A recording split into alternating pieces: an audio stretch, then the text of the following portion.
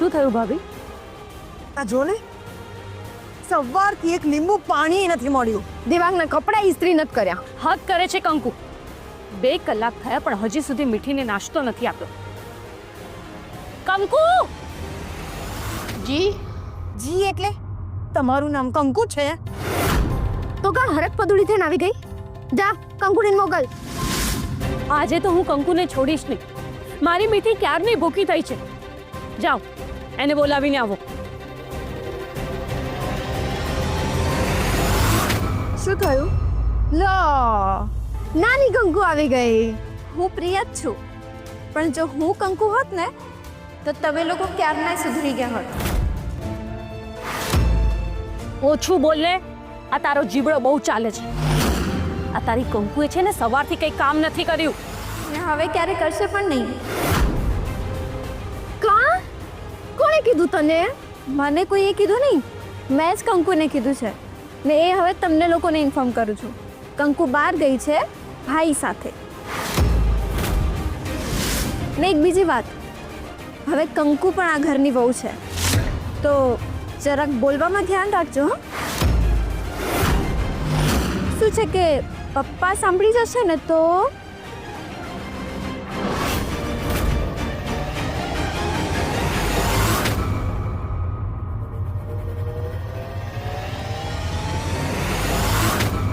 કંકુ નથી ઘરમાં. મને કયો, હું બધું કામ કરી નાખીશ. ઓ બેન તું જા ને તો હંધાઈ ગુસ્સો તારી પર ઉતરી જશે. જા. આ પ્રિયા કંઈક વધારે પડતું જ બોલીને ગઈ.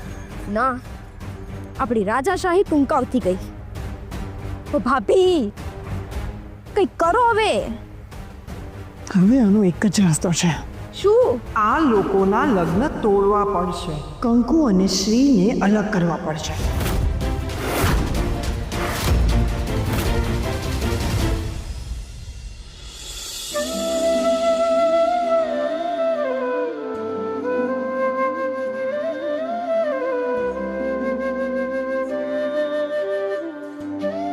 બીજાની ખુશીમાં જ સુખ છે એવો જીવન મંત્ર સદાકાળ રહે તમારો, અને તમે બંને સુખી થાઓ.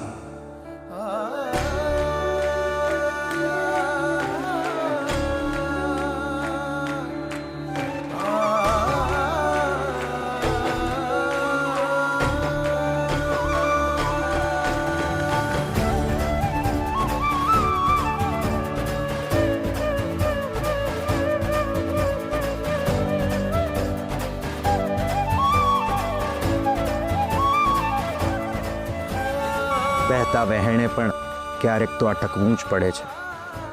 માટે હવે અટકી જાઓ અને ઠરીઠામ થાઓ.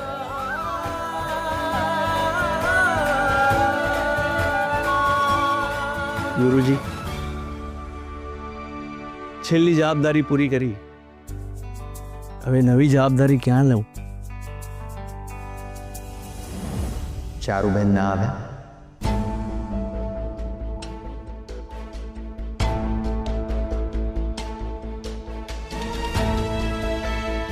ગુરુજી,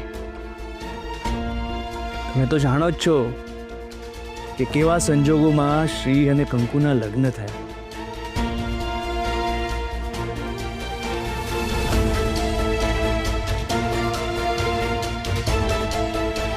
હસમુખભાઈની તબિયત હવે કેમ છે? મોટાભાઈની સૌથી મોટી ચિંતા તો શ્રીએ દૂર કરી દીધી. વિધિના વિધાન અને સદવ્યવહાર ક્યારે અટકતા નથી. જી, આપના શબ્દો મને યાદ છે. કંકુના નસીબમાં રાણી જેવું રાજ કરવાનું લખેલું છે, ને એને અમારા શ્રી જેવો રાજા મળ્યો લગ્ન કરવા માટે. લગ્નની વિધિ સંપન્ન થઈ છે, સંઘર્ષ સંપન્ન થયો નથી.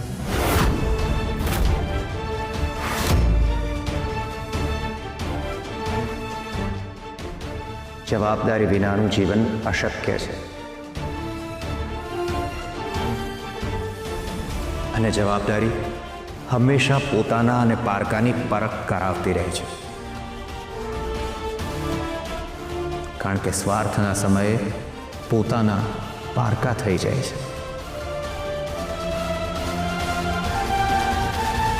અને પારકા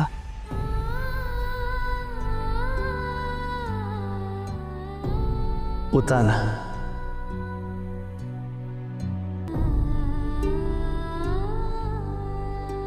જવાબદારીનો ગુણધર્મ છે પરીક્ષા લેવી, અને ક્યારેય પોતાનો સ્વભાવ બદલતી નથી. માટે જ રોજ નવી નવી જવાબદારીઓ આવતી જ રહેશે.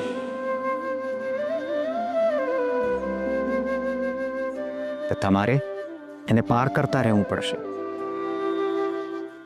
રોજ સવારે નવું જીવન જીવવા માટે તૈયાર રહેજો.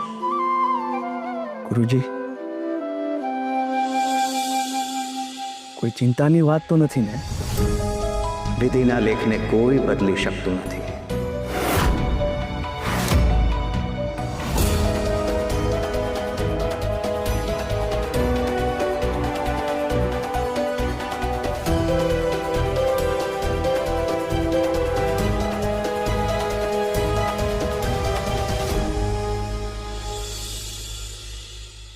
આવો સુશીલાબેન, આવો આવો આવો.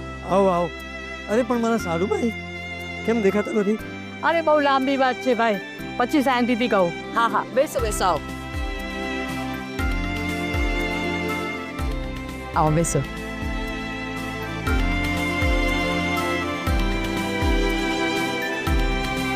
શું ચારું? આ 5 વર્ષ પહેલા આવી હતી ત્યારે પણ તારું ઘર આવું જ હતું, અને અત્યારે પણ આવું જ છે. 5 વર્ષની અંદર મેં બે ફ્લેટ બદલી નાખ્યા. નો મોમ, 2 ફ્લેટ્સ અને 1 વિલા.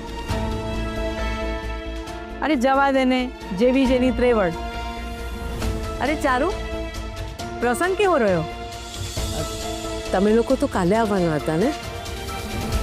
અરે તને શું કહું, રસ્તામાં જીજુની તબિયત બગડી ગઈ. યુસી જેટલેગ લાગ્યો છે. અહીંયાથી અમેરિકા, અમેરિકાથી લંડન, અગેન ત્યાંથી કુવેત ને પછી ફ્રાન્સ. આ ઉપરા ઉપરી બિઝનેસ ટૂર થઈ ને, એમાં આરામ જ ન થયો, એટલે મેં જ તમારા જીજાજીને કીધું કે તમે આરામ કરી લો. સો રસ્તામાં એક 5 સ્ટાર હોટલ આવી, એટલે એ ત્યાં જ રોકાઈ ગયા. અરે એ તો હજી સૂતા જ છે, ને અમે તો અહીંયા આવી ગયા. કેમ છો સુશીલાબેન? અરે અમે એકદમ સરસ. તમે કેમ છો? એવા ને એવા જ.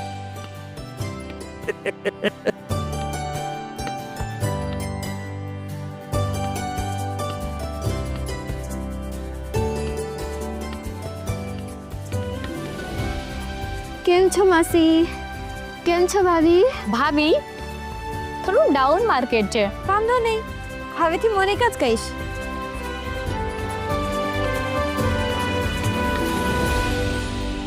અરે હા, તમારી પેલી નોકરાણી ક્યાં ગઈ? શું નામ છે એનું? કંકુ.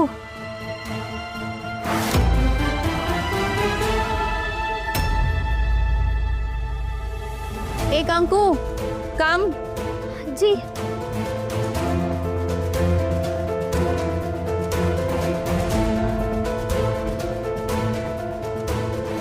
આલે, આમાં નવું નક્કોર પટોળું છે, મેં એક જ વાર પહેર્યું છે.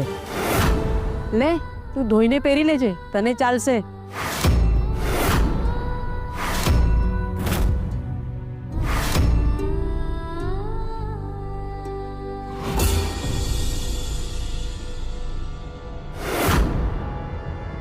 મમ્મી, આ કંકુને જુઓ તો.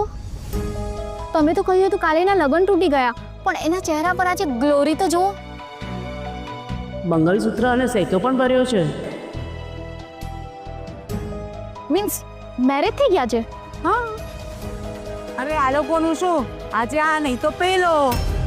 ચારુ, તે તો નોકરાણીના લગ્ન કરાવીને છે ને નાતમાં દાખલો બેસાડી દીધો. મેં તો મોનિકાને કીધું કે તું એ આવી કોઈ ગોતી ના, 15-20 હજારમાં આપણે સમાજમાં વટ પાડી દઈએ.